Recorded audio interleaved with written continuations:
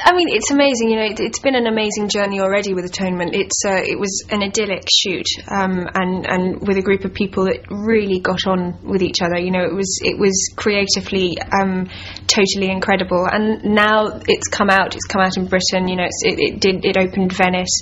The response has just been wonderful, and you really can't ask for much more than that. I think it's always nice when people even mention the film in the same breath as Oscars. It means that something's gone right.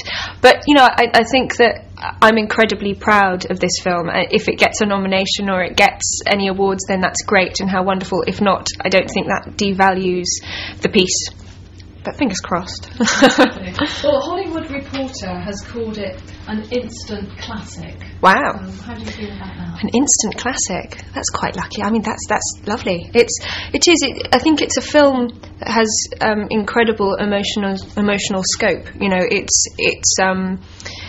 I think it just shows what a wonderful director Joe Wright is. I think he's a really exciting talent. I love working with him.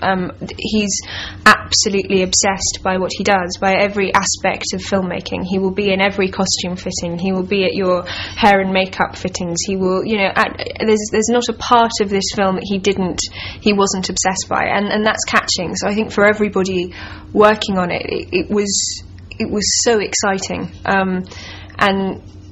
And it's very rare that you get filmmakers that are that passionate.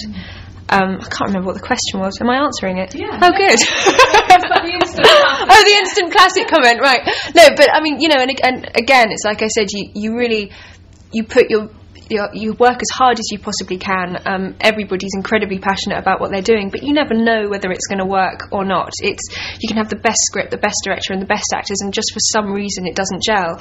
So it's wonderful when people say things like instant classic, or just the fact that people are enjoying it. The fact that when you come out of all of the premieres that I've been to for it, there have been people with just tears running down their faces, and to be part of something that is really managing to emotionally really move people is wonderful.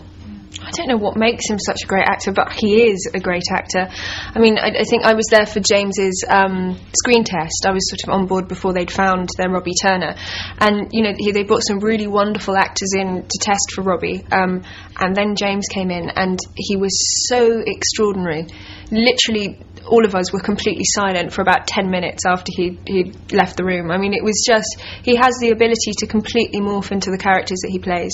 I think I remember talking to Joe about Robbie Turner before he'd found anyone, and physically he had quite a definite image in his head of exactly what Robbie should look like, and it wasn't necessarily James, but James just came into the room and became the character, and he's a lovely man, which is always nice.